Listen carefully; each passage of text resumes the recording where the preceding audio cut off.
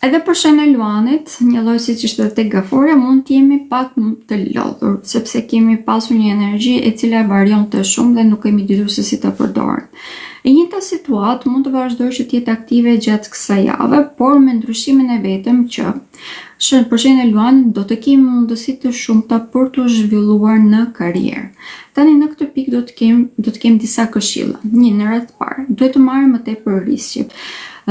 Mund të heqin dorë në ndikimin e shoqërisë të tyre ose të familjarëve të tyre, të cilët mund t'i stresojnë më tepër se çfarë duhet. Në këtë rast do të kemi ndryshime të shumta gjatë së javës, sidomos me kalimin e të diellit tek shenja e binjakëve. Do të kemi një zgjerim në jetën e tyre sociale. Luan do të këshilloj që të jenë pak më të rezervuar dhe të fokusojnë energjinë e tyre brenda vetes së tyre në mënyrë që të mos luhaten në momente ose të hedhin hap ose të marrin vendime vërtet vendimtare.